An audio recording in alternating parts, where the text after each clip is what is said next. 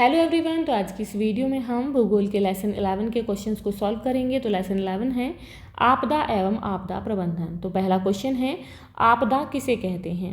तो आपदा किसे कहते हैं हम इस तरीके से बता सकते हैं, भूकंप, बाढ़ जैसी ऐसी घटनाएं जिनसे मानव समाज, जानवरों और वनस्पतियों को बड़ी मात्रा में तथा तीव्र गति से हानि हो उन्हें आपदा यानी कि डिजास्टर कहते हैं। डिजास्टर शब्द की उत्पत्ति फ्रेंच शब्द डिजास्ट्रे से हुई है। डैश का अर्थ है अशुभ और एस्ट्रे का अर्थ है सितारा। इस प्रकार डिजास्टर का अर्थ होता है अशुभ तारा। अगला क्वेश्चन है प्राकृतिक आपदाओं के 5 उदाहरण लिखिए। तो प्राकृतिक आपदाओं के 5 उदाहरण निम्नलिखित हैं। पहला है यहाँ पर भूकंप, पृथ्वी की आंतरिक हलचलों से आता है। बाढ़, अत्यधिक वर्षा से नदी का पानी किनारों से बाहर निकल आता है, बहुत अधिक बारिश हो जाए। सूखा यानी कि अकाल, लंबे समय तक वर्षा न होना। सुनामी, समुद्र में भूकंप से उत्पन्न विशाल लहरें। और बादल फटना, अल्प समय में अत्यधिक भारी वर्षा होना। अन्य उदाहरण भी है इसके, जैसे कि चक्रवात, भूस्खलन, ज्वालामुखी विस्फोट, आकाशीय बिजली। अगला क्वेश्चन है भूकंप के दौरान कौन कौन सी सावधानियां बरतनी चाहिए। तो भूकंप के दौरान निम्नलिखित सावधानियां बरतनी चाहिए। तो भूकंप के दौरान यदि घर के अंदर हो तो मेज, पलंग के नीचे छिप जाएं और सिर को हाथों से ढक लें।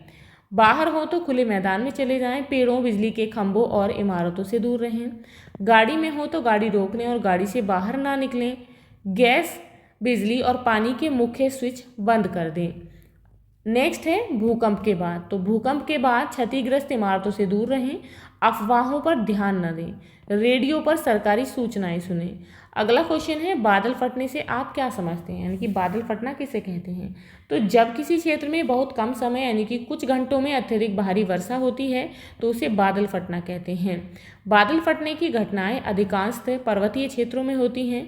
बादल फटने का कारण पर्वतीय अवरोधों के कारण जब कभी अधिक नमी युक्त वायु तेजी से ऊपर उठती है और सघन बादलों का निर्माण करती है तो भारी वर्षा या बादल फटने की घटना होती है। बादल फटने के प्रभाव क्या होते हैं। तो आकस्मिक बाढ़ होती है, भूस्खलन, तीव्र मृदा अपरदन होता है और जनधन की भारी हानि होती है। अगला क्वेश्चन है आपदा प्रबंधन के कौन कौन से तत्व हैं। तो आपदा प्रबंधन प्राधिकरण के अंतर्गत आपदा प्रबंधन के 6 तत्व सम्मिलित किए गए हैं। तो यहाँ देख सकते हैं कौन कौन सी 6 तत्व हैं। आपदा निरोध, आपदा निवारण, तो आपदा निरोध आपदा से पहले, आपदा निवारण ये भी आपदा से पहले, आपदा तैयारी ये भी आपदा से पहले, और प्रतिक्रिया आपदा के बाद, पुनर्वास ये भी आपदा के बाद, और पुनर्निर्माण और रिकवरी आपदा के बाद। अब यहाँ पर नेक्स्ट है रिक्त स्थानों की पूर्ति करें। सुनामी भाषा का शब्द है। तो सुनामी जो है किस भाषा का शब्द है, जापानी। यहाँ लिखेंगे जापानी। आकाशीय बिजली का गिरना कैसी आपदा है, प्राकृतिक आपदा है।